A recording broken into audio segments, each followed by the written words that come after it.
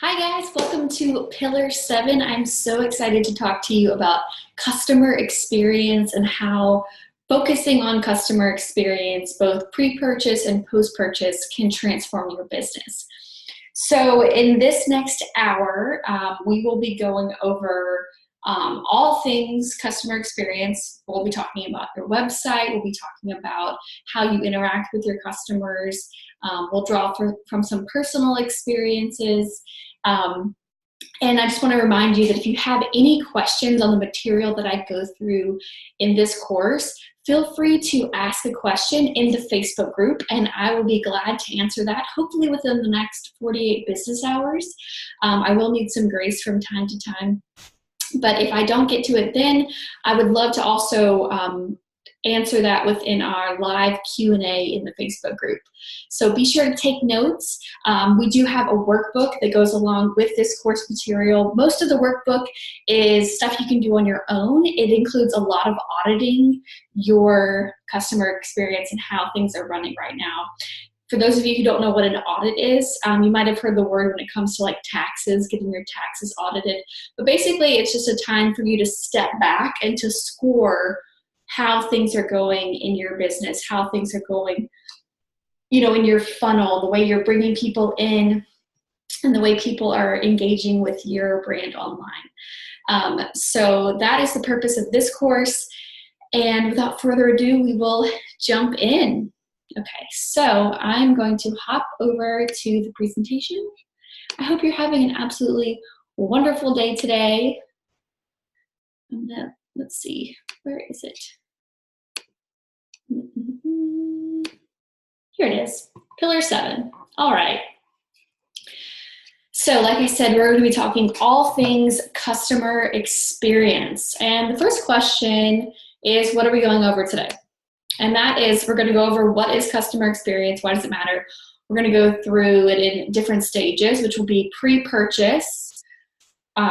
We'll talk about website optimizations to make the customer experience more enjoyable, and also not just enjoyable, but more actionable, because the whole point of this is to turn your business into a profitable business so it can continue to support you and support the good work that you do in your life, okay?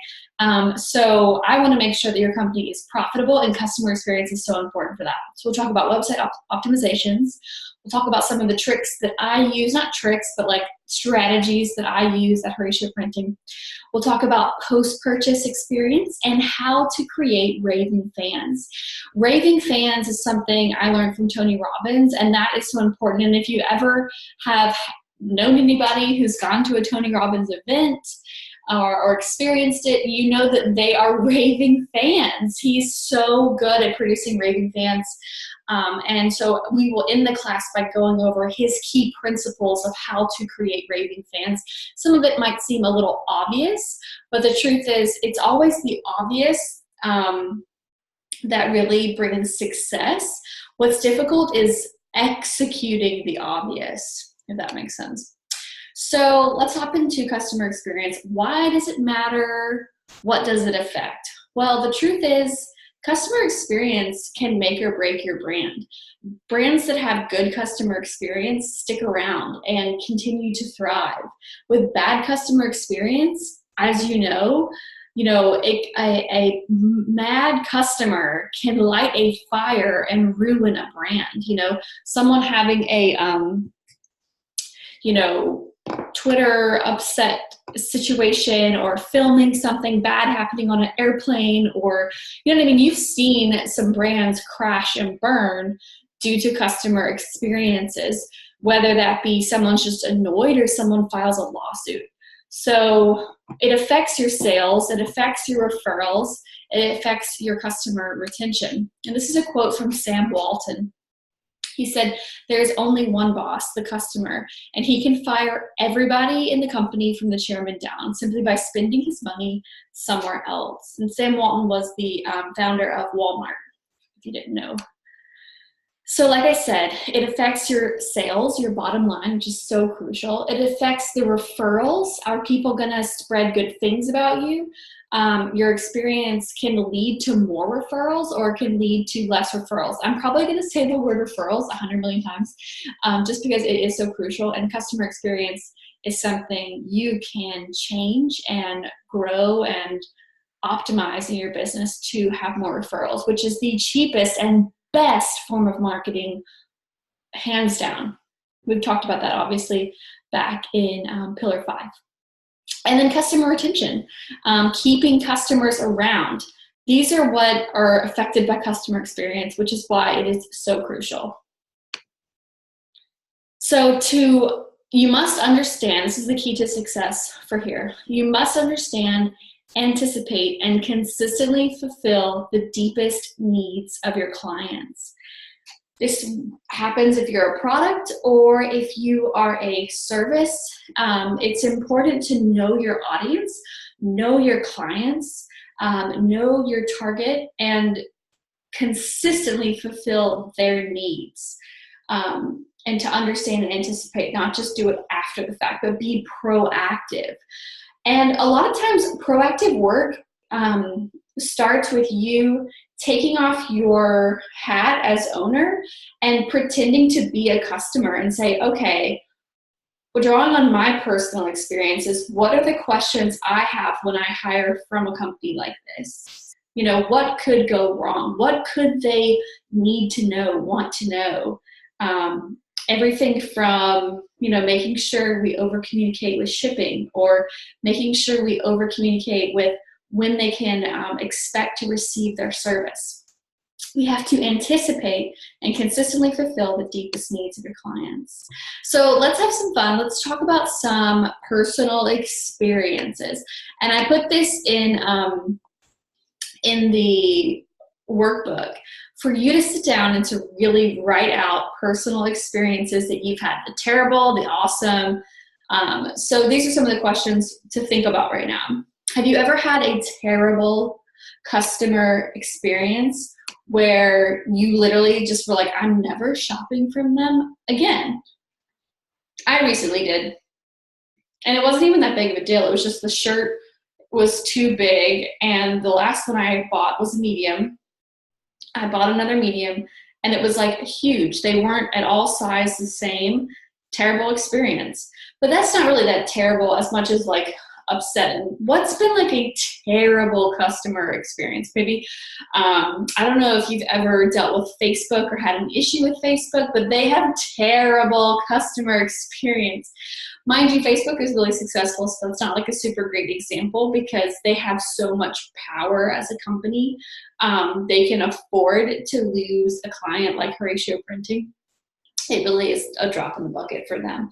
But for small businesses, when we give terrible customer experiences, it plays a huge role because you could have one client over a lifetime spend thousands of dollars with you. Like some of my top clients have spent, $1,500 at the Horatio Printing shop, over the years. And so it's way cheaper for me to take care of them than it is for me to go find someone else. So think about that. What was the last terrible customer experience that you had? Did it stop you from buying from them? Now, and also think about a time where you maybe saw an ad or you saw a post and like you went into their website and you changed your mind and you didn't buy. What was the factor that stopped you from changing your mind? Maybe there was a pop-up in mobile. Maybe the shipping was too much. Maybe the site got all funky on mobile device, What was it that bugged you and it just kind of made you say, I don't have time for this. It's not easy enough, right? Who gave you a really terrible experience post-purchase, aka you purchase the product or the service, the thing arrives, and you're like, ugh, this is not at all what I thought it was going to be. What happened there? Think about that and write it down.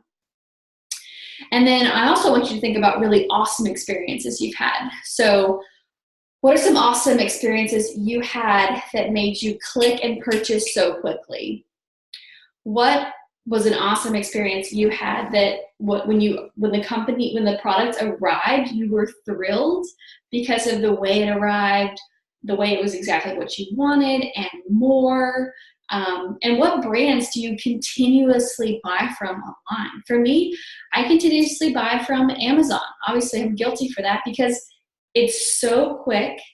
It's so easy. They've got my data saved in their account, the shipping is so quick, and the returns are fairly simple. So recently I purchased a nursing dress and it arrived and I hated it. So it was not so great of a post-purchase experience, but Amazon made it super simple for me to return.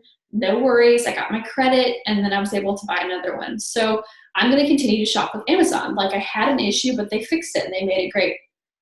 So what are some times when maybe you returned something and they were really awesome about it, or thinking back on the website experience, just making it really simple for you to buy. It's important because we have to draw these experiences and then use our brain to say, okay, I don't want to make these mistakes, and I want to emulate what is good. I mean, I know that's such a simple concept, but that's exactly what you want to do. And so when I started looking at customer experience for my brand, I started buying all these planners from all these companies. Like, I was buying planners from Start Planner, from Corey Clark and Emily Lay, and all these brands, because I wanted to see how they package their material. How did it feel when you bought something from them? Like, what kind of funnels did they put you in? What kind of experience did they give you that was awesome? And I just said, wow, like, this was really thoughtful, And so that's a great way to do it, is to educationally shop. Don't go crazy with this, but it is important because you want to see what successful brands are doing. And you want to, obviously don't shop from the brand that just opened yesterday. You want to go with someone who's been in the game for 10 years, 5 years, they're crushing it, they have happy customers. What are they doing? Well, become a customer and figure it out. Like, that's the easiest way to do it. Not to mention it's fun. You're going to get to shop a little bit and you're going to get those items. And you're going to say, wow, I love the way they put this card inside. I love the way they put these stickers inside. I love the way they put a pamphlet that explains it. I love the way the box was taped with decorative tape, or whatever it is. These are things you can start to emulate or try to replicate in your product. And if you're a service, then go buy the service. Go try people's services, people that are crushing it when it comes to providing a service somewhat similar to yours or complementary. Go and try that service, especially if it's affordable. So there's many things to get to the sale. Obviously one of the things I'm talking to you about right now is customer experience, but there's a lot of things that go into the sale. And we've talked about sales in Pillar 5, but just want to touch on this, that obviously you have to have the right product that people want. The product matters. The quality of the product matters. You have to have demand, meaning you have to have people that actually want this product. You can create demand. You want to it'd be good to know that there's a gap in the market for what you are creating. You need to make sure that the product is the right price. Like, are you overpricing yourself? And like, what I see a lot of people do is underpricing themselves. So is the price right? And that's something you can figure out through surveys, through data, and asking your potential customers what they would pay for that service. And then the last one is audience awareness. People have to be aware that you exist and your company exists. And you can do that through, social media, but also through advertising and all the different ways that we talked about in Pillar 4 and 5. So these things all matter: product, demand, price, audience awareness. And if you have a great product, you've got amazing demand, you have the right price, and you are getting in front of the right audience and they are clicking to your website and no one is buying, you have a customer experience issue. Okay, that is when you're like, okay, there's something wrong with my customer experience because people ain't buying. But On the other hand, sorry, I have like pregnancy brain right now, and I just like lost my train of thought. Um, let's say you don't know if it's a customer experience problem. Either way, customer experience is a good thing to invest in. Okay, so, but the point is, it matters. So now I'm literally just gonna dump all of the things that are pre-purchase that are bad no-nos. These are the no-nos for pre-purchase customer experience. Okay, here's the things that could be wrong with your brand, or you can look at it as no-nos that you just want to avoid as you create your brand. Okay, I'm not sure where you are with this, but these are things that are wrong, and you'll totally know these because you as a customer, as a consumer, you have experienced these too. Okay, so the first one is poor design.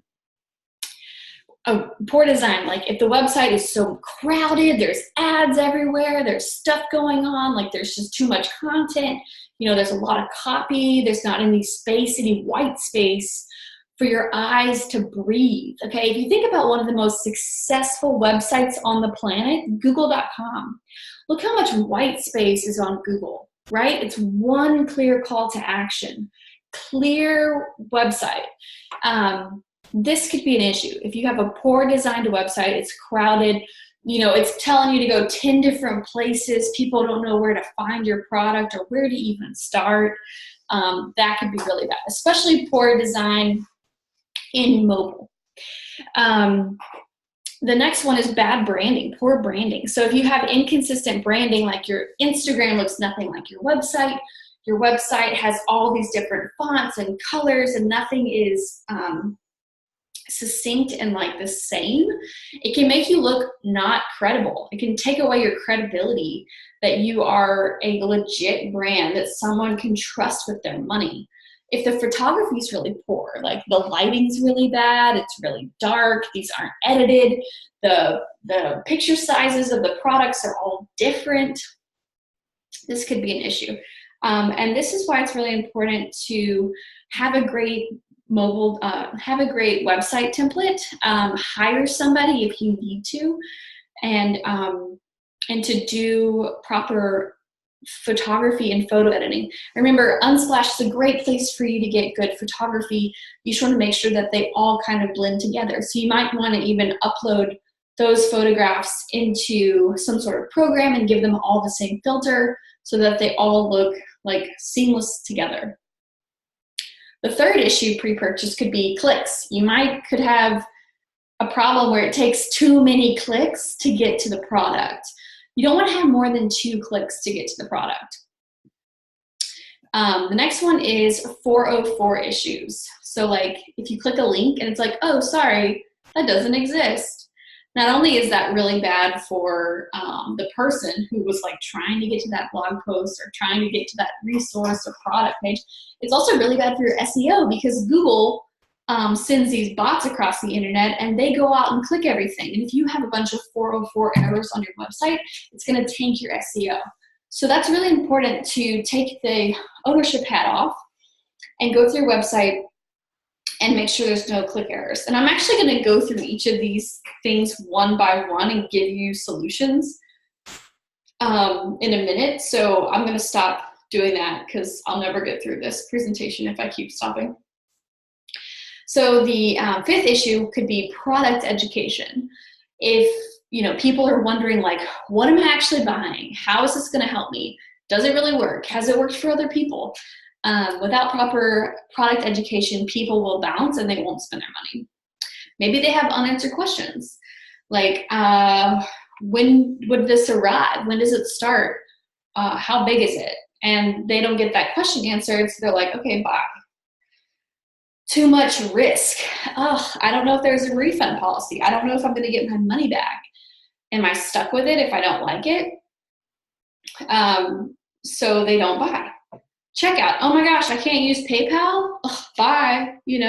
Oh, I have to pay for really expensive shipping costs? Bye. I'm just thinking of all the ways that customers could potentially say goodbye and leave your website, which is what we don't want to do. But we want to, be aware of it so we could fix it. So now that we've talked about that, Let's go through solutions. Okay, so solution one is a crowded website where the design is poor. Okay, so the solution to that is to create a customer first designed website. Get feedback when you are designing your website. When you're drinking the Kool-Aid and creating your website, you know where everything goes, you know how everything works. Feedback is so important. It helps make things better. So I'm just looking at my notes over here. And you'll understand other people, good entrepreneurs love honest feedback.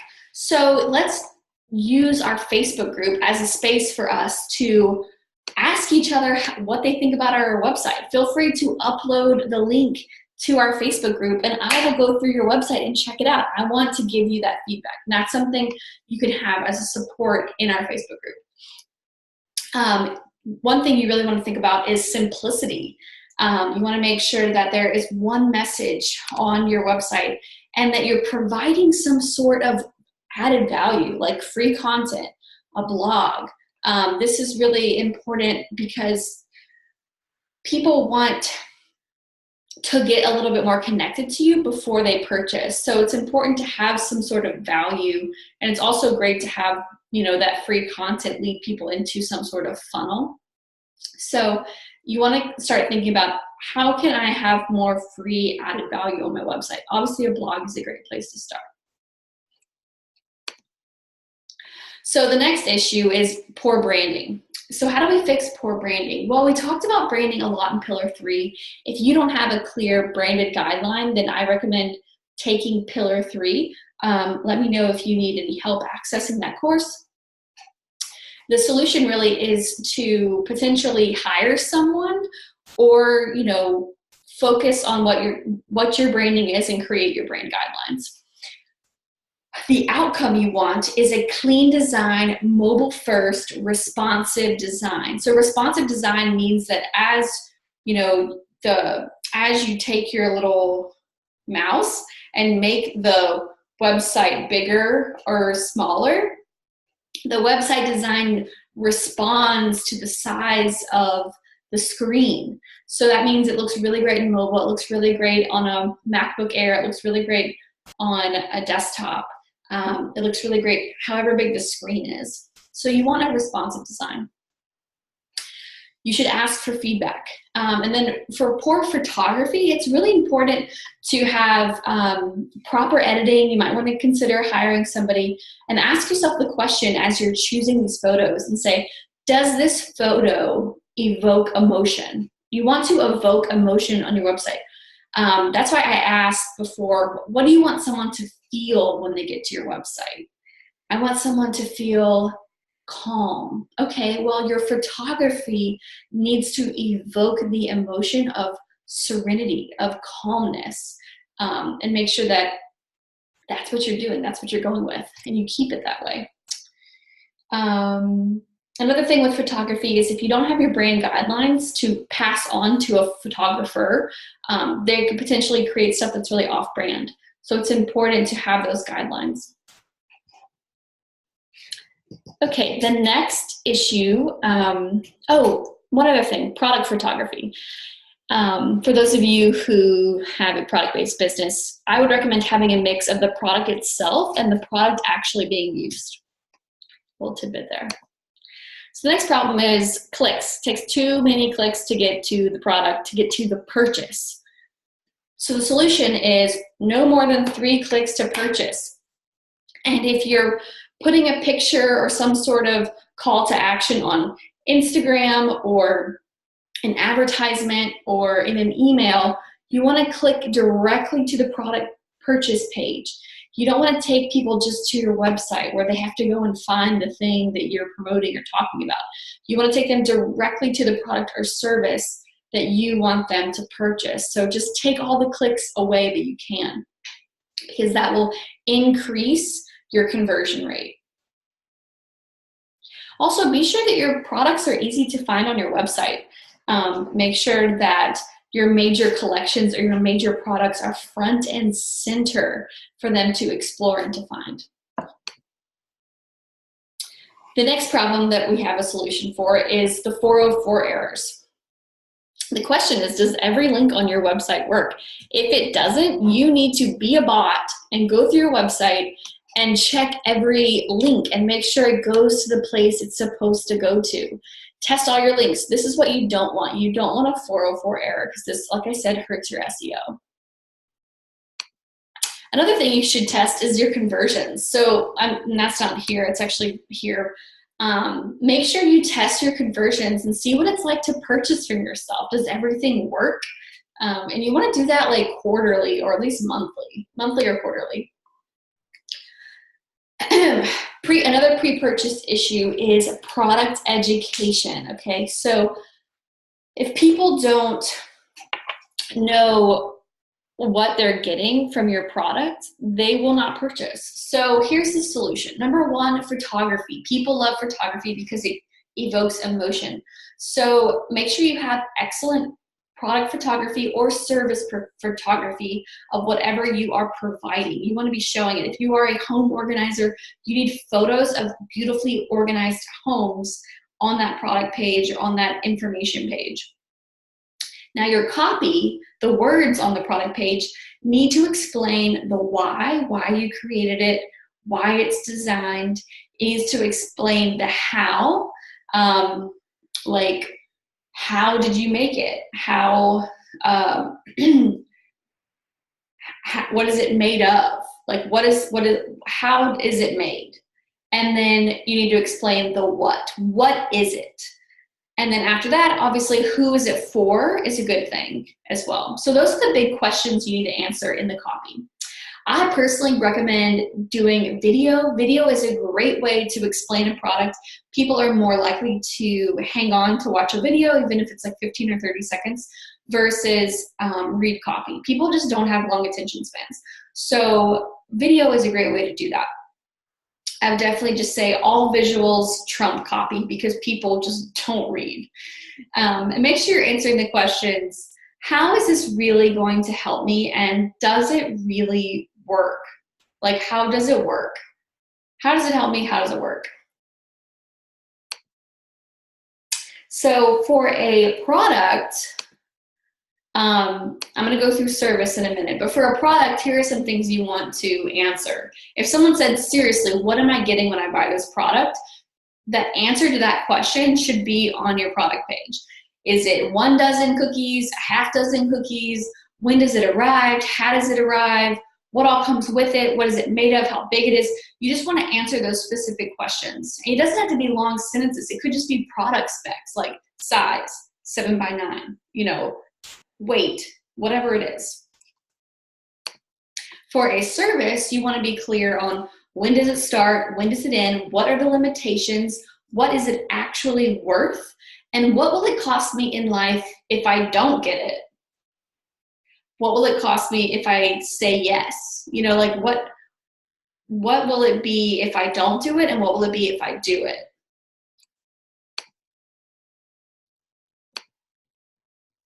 Okay, the next question is, has it worked for other people? People want to know that. So that's where social proof helps a lot to get people to purchase. Social proof just basically means someone else in the social world is telling me, hey, this worked, aka a review. Reviews are so helpful. That's why Amazon is so powerful, because people leave reviews and you can see like, oh, it's got 5 stars, or it's got like 4.8 stars, it's pretty legit. Oh, this looks really cute, but it's got like 1 star. That's so helpful when it comes to purchasing. And so you want to have social proof on your website.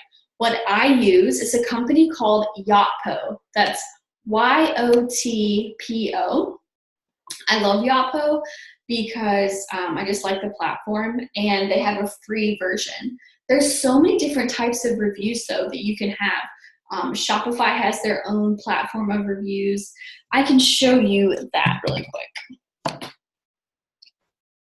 So let's just hop over to Shopify. I'm gonna log in and take you to the App Store.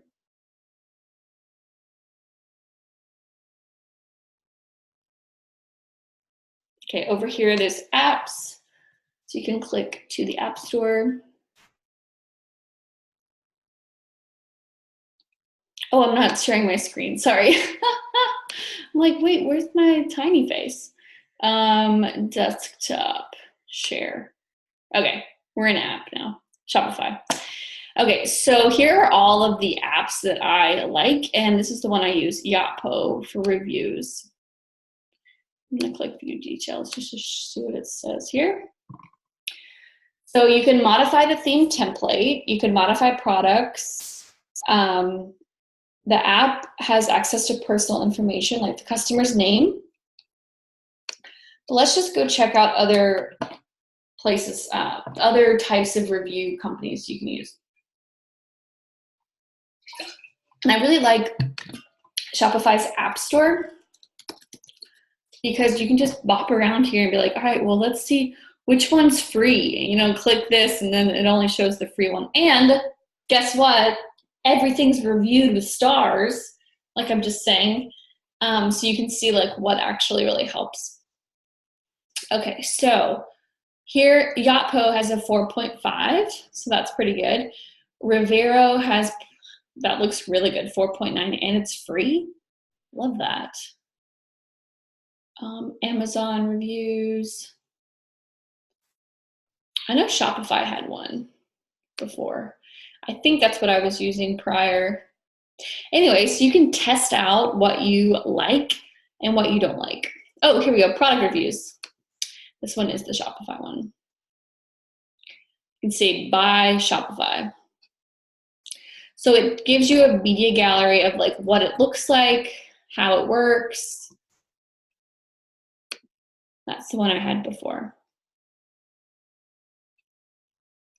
You can go see it on other people's sites as well.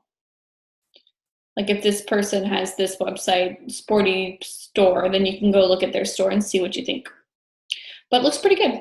So that's how you find it. What you'll do is you'll say add the app and it'll take you step by step on how to integrate it with your website.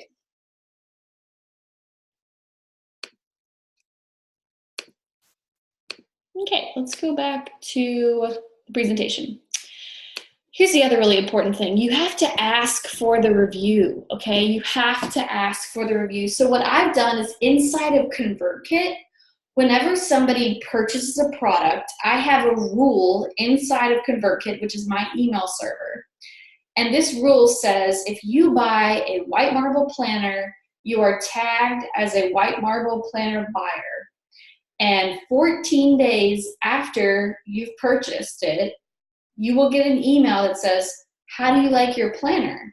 And then from there, there's a link to the product page for them to actually leave that review.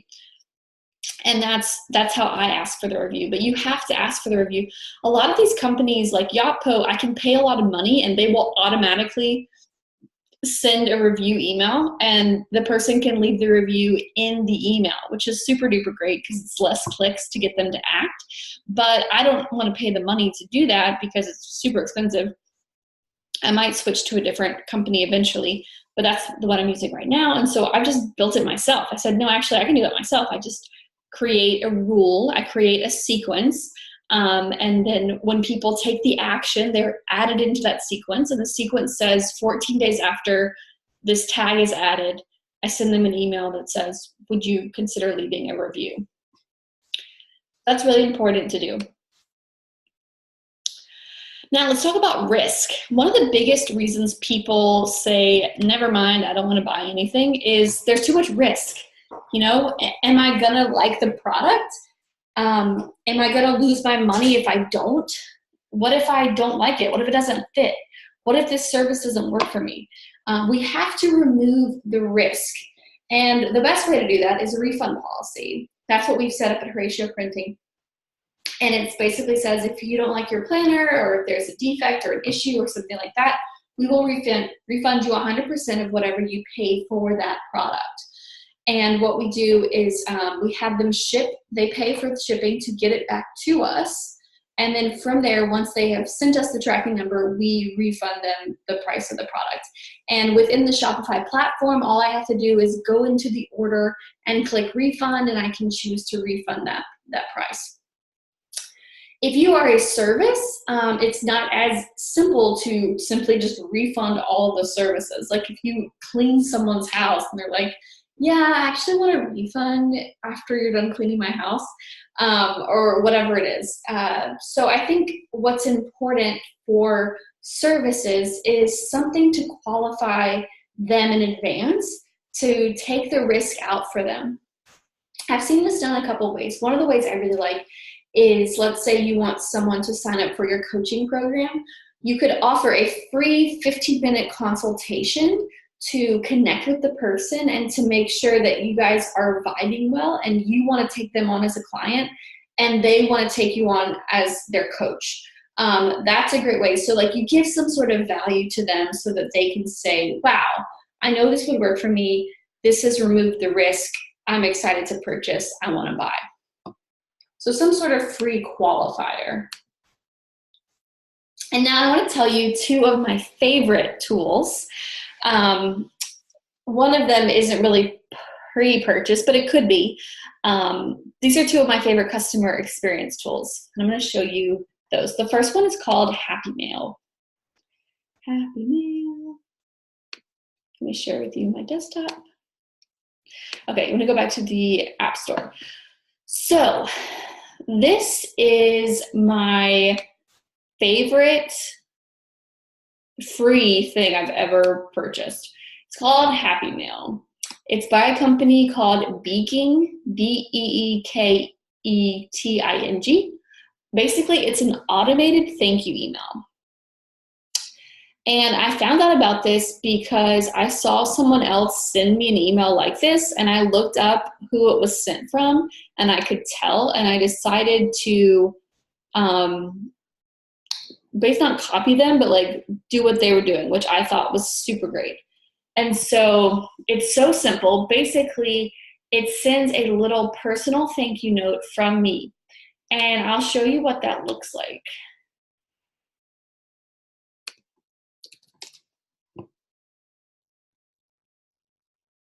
Let's see, I'm gonna find one. Because once we get them, we put them in the garbage. So let me go find them.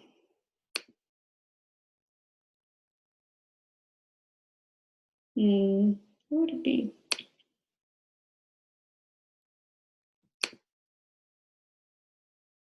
Hi, Danielle, here we go. So Danielle sets up a account with us, or maybe she purchased, or she was about to purchase something, put something in her cart and abandoned it. And from that, she created an account. So as soon as someone makes an account on HoratioPrinting.com, this email gets sent and it says, "Hi, Danielle. I wanted to personally thank you for checking out Horatio Printing. You are a blessing. Give me a shout out if you need a shopping friend or if there's anything I can help with. Polly, founder of Horatio Printing." And what's great about this email is, first off, it looks like it's legitimately for me, which, I mean, it is. I just don't sit there all day sending these out. These are automatically sent out. And what's also great is it's super short, so people read it and they actually respond to it. I cannot tell you how many times I've had people say, "Oh my gosh, thank you so much for taking the time to send me an email. Like, that's so sweet." And you know what? Like, part of me feels a little bit bad because they don't know it's automated, but part of me, I'm just super thrilled because guess what? I have a new friend now. Now I can connect with Danielle. Now I can use this, like I've said, customer service is a ministry. I can take this beginning of a connection and really connect with her and say, you know, answer whatever question she has and, like, you know, connect with it and say, "Hey, like, so nice to meet you. Like, you know, I hope you have a wonderful day." And it's just a great jumping off point to build a deeper relationship with a customer and hopefully keep them forever. So that's probably my favorite, is Happy Mail. And I cannot tell you how successful it's really been for me. It just really has. Okay, the next one I wanted to show you is Abandoned Cart. So if you go into Settings, and then you go into notifications. This is all of the automated notifications customers get. So this is the one they get when their order is confirmed, when their order is canceled, when their order is refunded, when they abandon checkout. So this is what I say if you abandon checkout. I say, your cart has a deal. Come back and save. And I'll show you what it looks like. Hey, Bob, we noticed you left some items in your cart. 2019 is your year. Come back and save. Use the code I am loved to get 20% off. Have a beautiful day. And they can click here to complete their purchase. And we have about 17% of people recover their cart, which the average is like 7%. So obviously having 20% off is super great. Right now we're trying to get rid of planners. We're in spring cleaning mode, so we're being pretty aggressive with our sale. Normally I do no more than 10% off, but right now we're hitting it hard. So those are my two favorite ones. Here's one for order confirmation. So post-purchase, like, woohoo, order confirmation for order number, blah, blah, blah. This is just like a nice way of what it looks like. And it shows them, you can see what it looks like out there. The other thing for the abandoned cart email is you can choose how long you want to wait for it to send. So like mine sends out about 6 hours after.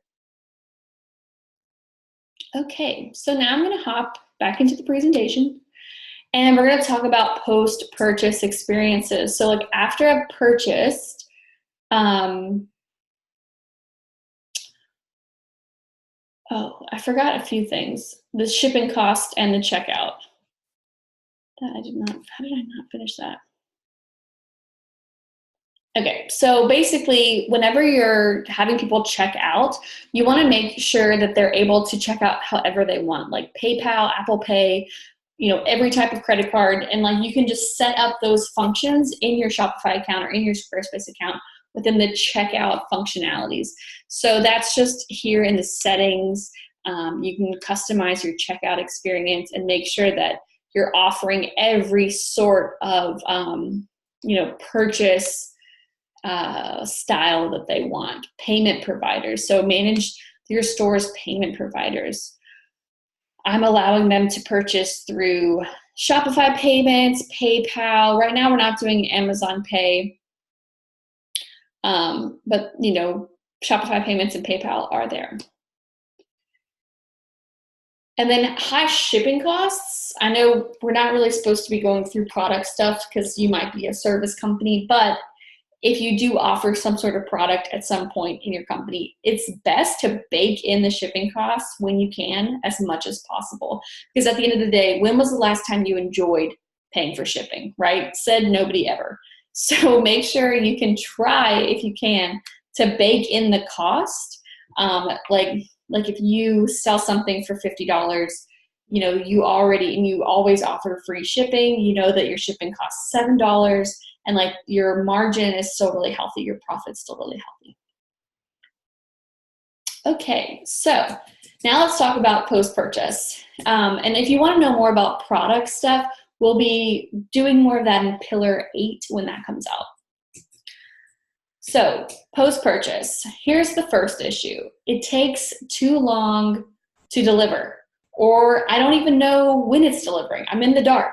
Hello, when is my shipping, you know, like when is it coming? And the reason I know a lot of these is because I've made these mistakes as a brand. So I've had customer support and I've done customer service for so long. These are the things that people hate. So the first one is being in the dark. So what's the solution to that? We will go through the solution in just a minute. First, I'm going to go through all the problems. The second problem is packaging. If it's generic, it's sloppy. Have you ever had something arrive and you're like, ugh, like it looked nice, but now it's in such crappy packaging, it feels so cheap. Or have you ever had something arrive in like glorious packaging and you're like, wow, this feels so much more premium. The third problem is they never use it. It just collects dust on their shelf, or they never, you know, end up doing the service that you've asked for. The fourth is having a product issue. Let's say it arrives, it doesn't fit, there's an issue, ugh, I'm annoyed now. Or the fifth one is, it's what I paid for, cool, can't wait to use it. which doesn't sound like a problem, but it actually is a problem. We'll talk about that in a minute. So the first problem, being in the dark, this is how we fix that. We over communicate. The biggest thing with customer experience is you want to be over communicating. You want to give them that order confirmation. You want to let them know what's next. You want to send them the product shipping details exactly when you know it, or when they can, when they can, what's the word I'm thinking of? When they can expect the service to be provided. The next question is people asking, okay, cool, but like, how do I use this? How do I enjoy this? What you want to do is you want to set them up for success by giving them tutorials or automated emails. Another thing you want to give them is you want to ask for the referral. You want to give them some sort of insert. My insert says, it said different things over the years, but the gist of it is like, the best is yet to come, or this is your year. Tag us with a picture. We want to see if you like it. Tag us at Horatio Printing, hashtag Horatio Printing, and the hope is that they will create some sort of Instagram moment with the packaging and share it with their friend and give that social referral. What I like to do is create tutorials for people of how they use my planner. So I have resources on my website for every single section of the planner because I want people to know how to use it, because I don't want someone to get it and then they never use it. The other thing that I mentioned before was sloppy packaging. And so you want to really create an experience. And you do that by making your product or service feel like a gift, like they are receiving some sort of special gift. How can you make it more loved, more custom to them? And we'll talk more about that in Pillar 8, creating a really great unboxing experience. But you can go ahead and start to think about what you want to do in that unboxing experience. How do you want them to feel? How do you want the product to be unraveled? So this is really the first beginning of where you talk about how to create a raving fan. You want them to be successful and educated, and you want to be a brand that cares long after you've taken someone's money or gotten the sale. Your customers are your best form of advertising in addition to the future sales of your business. So the way I do it, as I mentioned before, I have resources and tutorials on my website, but I put people into automated email funnels as soon as they buy. So remember I said, as soon as you buy a White Marble planner, you're tagged as a White Marble planner buyer. 14 days later, you get an email that says, how do you like your planner? And then after that, you're also given emails, a sequence of, have you set up your planner yet? Here's some free resources. Here's a free resource. Here's a free resource. I just keep giving them resources to make sure that they are setting up their planner properly. Also, you can ask them, hey, let's connect on social media. Let's be friends. So the next problem is, there's an issue. Something's wrong. There's a problem. And the solution to customer service is to be proactive. How can you be proactive around it? You want to proactively ask them, is everything okay with your product that arrived? That's one way to do it. You can make that an automated email and let them know that you're there to help. Whenever someone does have an issue, my advice is to be super quick to respond and provide a solution to make sure that the customer is happy, because I truly believe that customer service is a ministry. Okay, so remember I said the last one is, oh, cool, it's what I paid for. Great, I'm going to use it. That might not sound like a post-purchase problem, but it is, because if someone is not leaving a review or, becoming a raving fan, that's not winning. We want to make raving fans. So we do that by capitalizing on the moment. As I said before, I have an insert that tells them, hey, tag us in your photos. We want to see. Ask for the referral. Ask for the shout out on social media. Ask for the referral via email.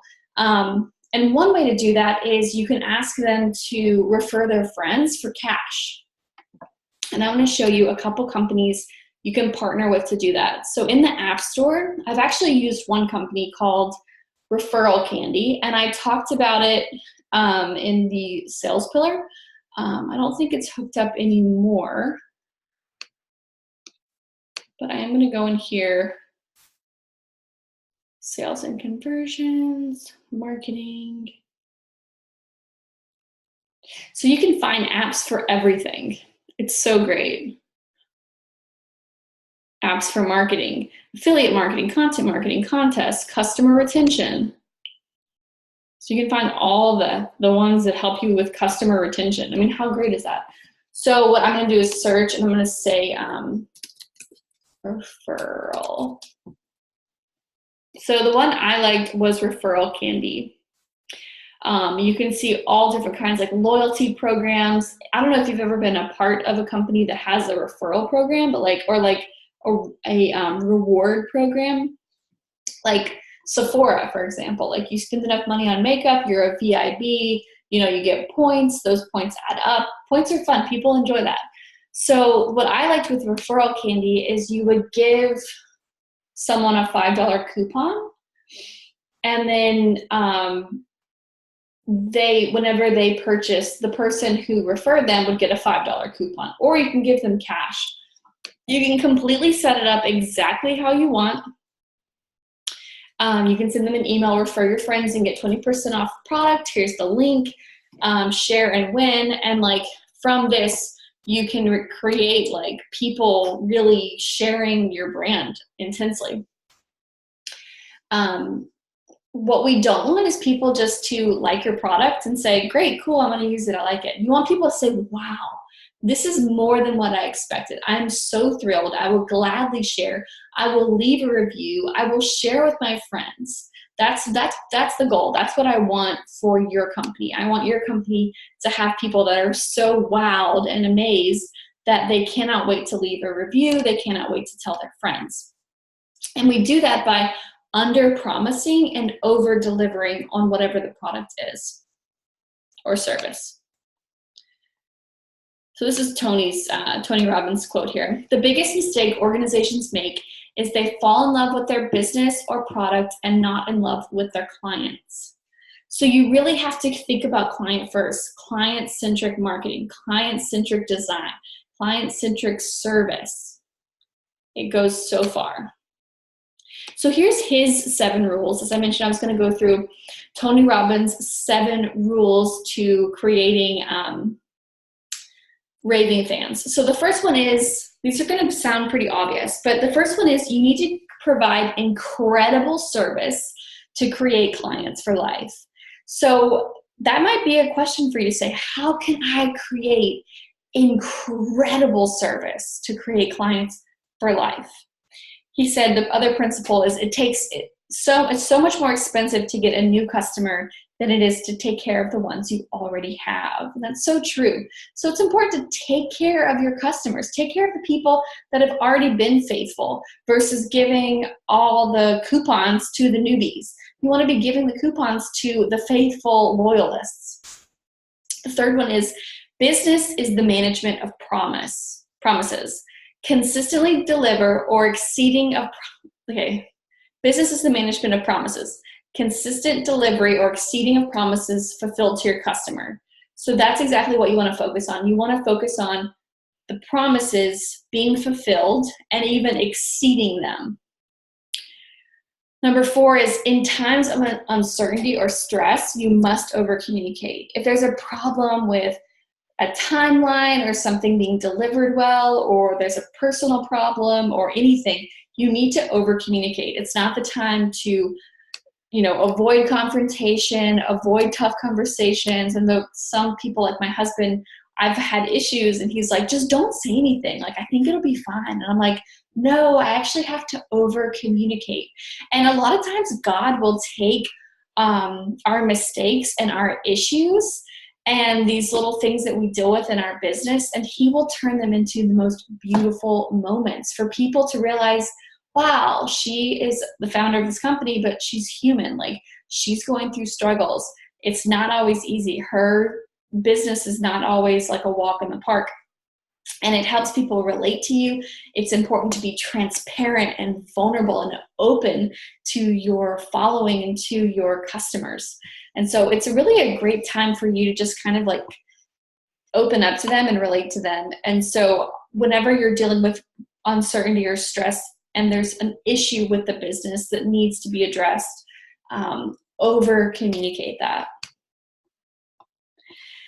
Another rule to create raving fans is having outstanding client support, which we talked about, customer service. You know, you need to, as of right now, it's probably just you doing a lot of things. But as you grow, you have to create a culture where people are passionate about meeting the needs of the clients. And that's why it's really important for you to create your branding guidelines, your brand voice, your brand values, so that when you hire people, they can really understand your heart and your mission and how much you care about your customers. At Horatio Printing, we consider customers family. And so we want to treat people like we would treat our family, with love and respect and with dignity, with prompt, help and support, because it matters. And we want people to feel loved. And we carry, the weight of being a Christian company, and we want to have service be something that's super important, because as a Christ follower, we are called to be servant leaders. And so that is something that's so important, that we serve customers well.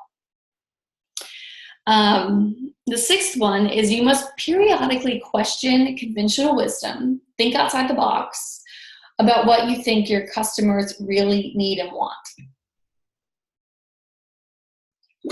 I'm a big advocate of creating surveys to know exactly what customers want, but there are times when you have to go out on a limb and try something completely new or brand new that people don't even know that they want yet. It reminds me of a really great quote from Henry Ford. He said, if I would have asked people what they wanted, they would have said faster horses. And he's the guy who invented the car. And so he had to think outside the box and say, although people just want horses and this is what they know, what I know I need to do is invest in creating something brand new, like this vehicle, this car, because it's going to revolutionize the future. So you have to periodically question and go with your gut and own the fact that you own this business and you are the owner. You're going to have people chirping in your ear all the time about what you need to do and how you need to do it. And, oh, I don't really like that. And I wouldn't buy it. Like my mom, she's that way all the time to me. And it can be upsetting at times. I'll be like, oh, I'm thinking about, launching this pre-order for the SOAP Bible study, and I don't know if I should do this or I should do that. And she's like, and I'm like, what would you, would you pre-order? And she's like, nah, I really wouldn't. I wouldn't buy it. And she hasn't even used my SOAP Bible study. You know what I mean? And it can be, I just say that to tell you, it can be kind of upsetting when the people we love the most, don't get it. And they give us all this feedback.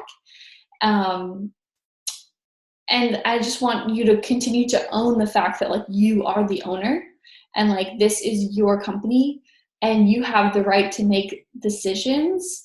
And whatever those decisions are, they're yours to own. Okay. So just be confident in that. And the last one is never sell anything you're not prepared to deliver impeccably on the back end. So do not sell something you are not 100% sure you can deliver on, period. Or else you're going to have angry customers. So here are 7 strategies that kind of back that up. Number 1, give more than you promote. You want to be providing added value. We want to be not just sending out messages on social media and messages in email that are sell, sell, sell, sell, sell. That's one of the reasons I started Monday Morning Motivation. So those are my emails I send on Mondays that are typically not sales related. How can you give more than you promote? Because customers, once they get from you and they like the value, they will give you their money eventually, okay? Next is always leave your clients in a better place than when you found them. We do that through encouragement. How can you do that? How can you leave your clients better than you found them. Number 3 is create a jackpot or a way to reinforce a behavior like referral candy, free shipping, free gifts, bundles. Basically, if you buy this much, you get free shipping. Like, how can you create some sort of jackpot deal in order to get people to spend more with you, increase that transactional value? One of the things we do on our website at HoratiaPrinting.com is we offer free shipping. It should be up here, this bar, unless I removed it. I might have removed it. Normally, yeah, here it is. You're $20 away from free shipping. And that's because I have something in my cart right now, because I was testing out my cart. So my cart says $60 to free shipping. And that's all done through a really simple app. This app called Free Shipping Bar by HexTom. Some templates already have a bar. I just like, because this bar will like automate with what's in your cart. So like it does the math. And like once they hit $60, it's like, yeah, you got free shipping. So I really like that. I'll go ahead and go through right now all my favorite apps. Let's just do that. Let's just do that right now. The first one is Bundle Builder. That is how I do my kit building. If you've ever built a kit on my website, it allows you to take products and give it rules, like you have to buy 4 things, you have to spend $60, and then that bundle will get 20% off, or that bundle will get free shipping, or whatever it is. So it's a bundle builder that allows people to put whatever they want and customize some sort of bundle. Chatra is our live chat functionality, where people can chat with us and get their questions answered. And I didn't go through that before, but that's really, really important. Like, people have questions and they want to know like anything. Like, the first thing you need is on your website is you need some sort of Q&A page. So on our website, we have a Q&A frequently asked question page that has all these questions here. Like, can you buy products on Amazon? Click here. What's your refund policy? Click here. How do I fill out the front pages of my planner? Click here. I have all of the questions answered, and then I've got different links driving you to other pages to learn deeper. If people want wholesale, bulk orders, I need help, where do I go? Like, you want to have a frequently asked question page on your website. That's first and foremost. Obviously, the About Us is super helpful too. I was gonna say, where's our contact page? I swear we have one. There we go, contact us. I might want to move that to the top. So here's our contact page, and it's got all the information on how to reach out to us. So you want an About Us page, but more so I'm talking about the questions. You need to have a contact page, you need to have a frequently asked questions page, and you need to have some sort of, I like this chat. So this is Chatra. If I have a question, I can say like, hey, I need help. I can't find the pink book, okay? You can see here on my website, I get this pop-up on my screen. So I can literally click this. It takes me to Chatra. Now I'm in Chatra on my desktop or browser, and I'm able to say, hey, it's Polly. The pink book is here, and I can literally copy and paste this link, right there.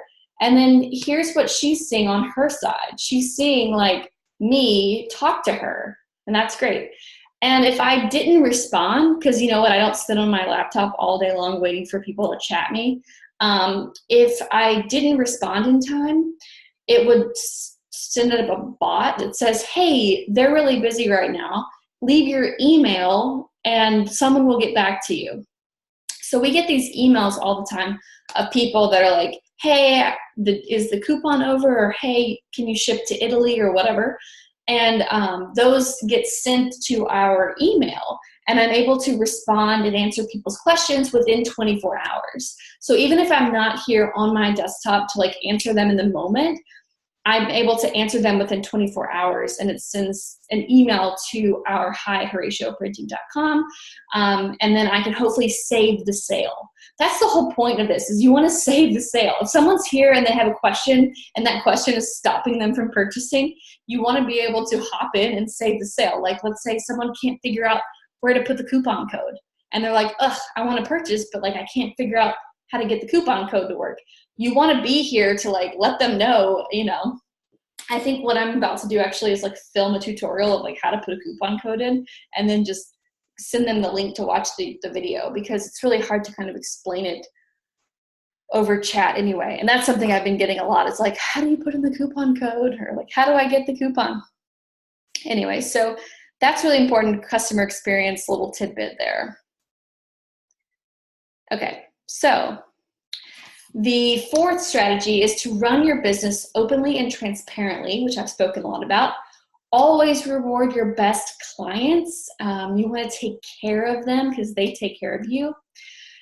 Create with your customers. One way to create with your customers is through surveys. You can create a survey to ask them questions and help them, you know, design your next product, design your next bundle, you know, get their feedback.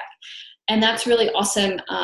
And also, everybody who answers your survey that's also marketing, because they feel like they are a part of your company in a way, and they've helped you design something. So like, let's say you have a new product coming out and people are like, oh yeah, I really want to get the new print set. Like this is the print set I like. I vote this one. Well, whenever you release that print set, someone's like, oh, I've been wanting that for a while. Like, let's buy it. So it's also a great like warm up to the marketing of the sale of the product. And the last one that Tony explained is always give back in whatever ways you can to your customers, to your industry, and to your society. And that's something that I really believe is super important. At Horatio Printing, we give 10% of every sale to A21 to help fight human trafficking. And that has been a tremendous, you know, it's been a tremendous struggle at times, to be honest, because it's so hard to give all your money away. But it's been so rewarding and amazing, and it really has fueled our company in ways that I know we couldn't have flourished without. So, you know, having some way to give back adds purpose, and it helps people to become raving fans as well. Like if they know you're giving back in some way, why wouldn't they love your company? So that's really important.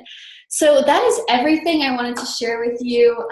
This has been a fun experience getting to hang out with you and to share my information on customer experience. This is the end of Pillar 7, which concludes our 7 pillars of small business coaching. I hope this was helpful for you. Please leave any of your questions, or if you want to dive deeper into one of the topics we discussed, feel free to put that note in our Facebook group, and I'll be glad to answer any questions or dive into a topic in a deeper way. The next step for you is to go through your thinking time in the workbook, to do your reading time and your listing time. The links to reading time and listing time are on the product page of Pillar 7. So you can find them there. And if you need anything, you can always reach out and let me know what your question is. Have a wonderful day, and you are so loved. And don't forget, our next course is Pillar 8, which is perfect if you are a product-based company and you want more information about product management, production, importing from China, packaging, unboxing, fulfillment and shipping, all the logistics that go into a product-based business, which can be really tough because shipping and product-based businesses, it can be really hard to make your money back and to not have all of your profits be taken by the shipping and fulfillment. So that's something I will be teaching in Pillar 8. So if you're interested in that, you can reach out and let me know if you have any questions about accessing Pillar 8. Okay, bye guys.